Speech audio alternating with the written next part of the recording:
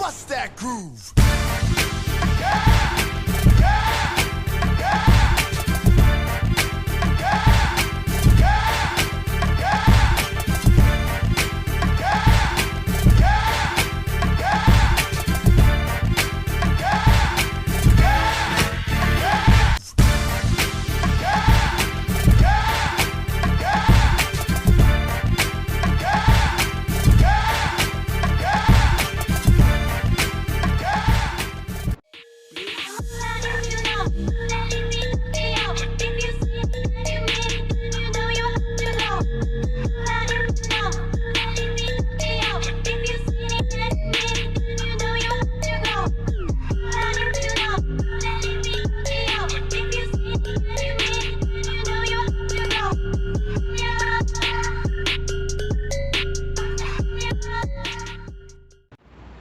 Nah, di kelas 8 lalu kita sudah pernah membahas materi tentang pola lantai dan saya juga pernah memberikan tugas kepada kamu bagaimana membuat pola lantai pada sebuah tari.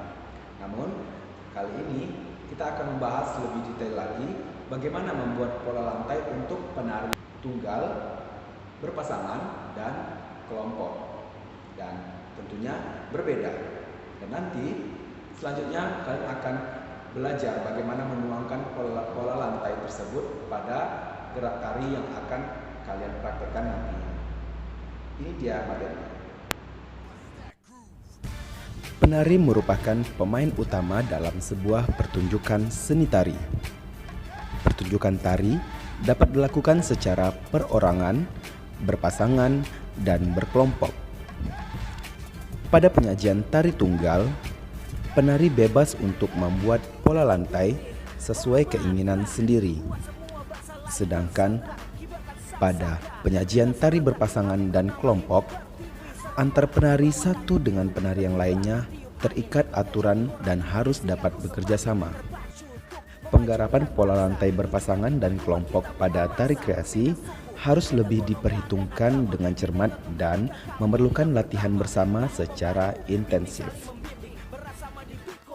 Gerak tari akan menjadi lebih menarik apabila diiringi dengan musik dan ditarikan dengan pola lantai yang bervariatif. Oleh karena itu, penguasaan panggung atau pentas sangat penting diperhatikan dalam menampilkan pertunjukan tari.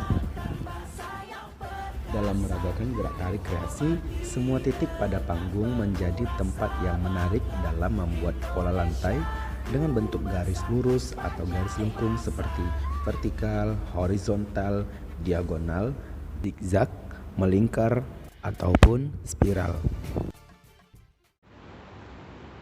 Nah, itu dia tadi perbedaan dari pola lantai pada penyajian tari kreasi.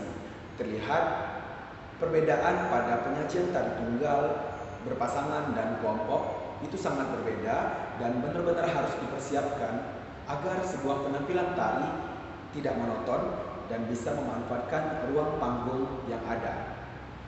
Jadi sebuah pola lantai benar-benar sangat mendukung atau benar-benar harus diciptakan agar sebuah penampilan tari tidak membosankan.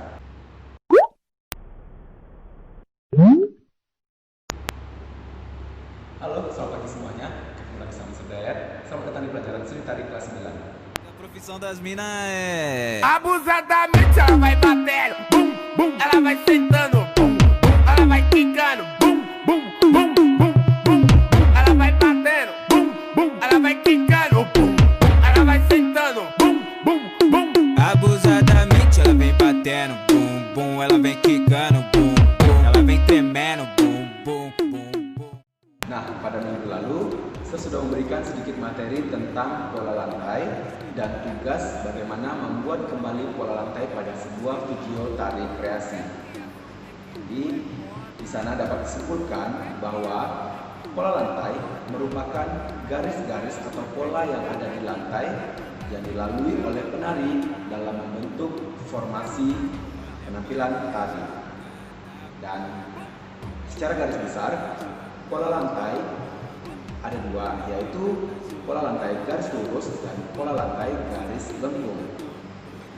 Pola lantai garis lurus dapat dibentuk menjadi beberapa bentuk seperti lurus vertikal, horizontal, V, A, segi 4, dan sebagainya. Sedangkan pola garis lengkung dapat dibentuk seperti lingkaran, angka 8, dan spiral. Lalu, apa perbedaan pola garis lurus dan pola garis lengkung? Pola garis lurus memberikan kesan sederhana namun kuat, sedangkan pola garis lengkung memberikan kesan lembut namun lemah. Jadi, itu dia perbedaannya. Yang pertama, Sir, apa saja sih nanti yang akan kita lakukan atau apa saja praktek yang akan kita kerjakan selama 1 tahun ke depan di pelajaran seni tari? Yang kedua, benar gak sih Sir, nanti di akhir pelajaran kita akan membuat gerakan sendiri atau membuat tarian sendiri untuk penilaian akhir? Yang ketiga, Sir, bagaimana dengan kami yang tidak bisa menari tapi harus membuat gerakan di kelas 9 ini? Nah, di sini Sir akan menjawab beberapa pertanyaan tersebut.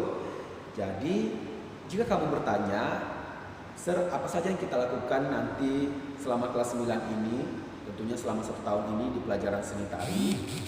Jadi, di pelajaran seni tari, khususnya di kelas 9 ini, sama seperti pelajaran lain, kita memahami dan mempelajari seni budaya khususnya seni tari berdasarkan materi dan buku seni budaya. Kemudian, apa benar Sir, nanti kita akan membuat gerakan sendiri atau tarian sendiri untuk penilaian akhir? Jawabannya benar. Namun, Sir akan mempermudah tugas tersebut sesuai dengan kemampuan kamu dan tentunya itu demi penilaian kita di akhir semester nanti. Jadi, sama dengan penilaian sebelumnya di kelas 7 dan kelas 8, bahwa di kelas 9 juga ada penilaian pengetahuan serta keterampilan.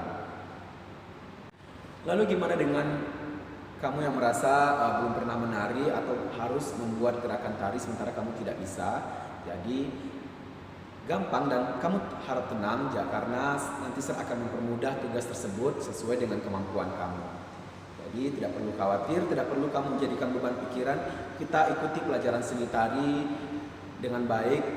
Kita bekerja sama mewujudkan target pembelajaran kita agar semua materi dan pelajaran seni tari dapat tersampaikan kepada kamu dan kamu bisa mempersiapkan diri juga untuk mengikuti ujian akhir nanti.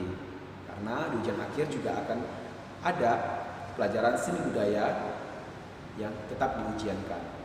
Jadi itu dia jawabannya selama ini. Mungkin menjadi pertanyaan pada diri kamu masing-masing, kenapa, apa saja yang kita pelajari selama kelas 9 ini, tentunya di pelajaran seni tari. Dan tetap semangat untuk menghadapi ujian minggu depan. Tetap jaga kesehatan dan sampai jumpa di pertemuan selanjutnya.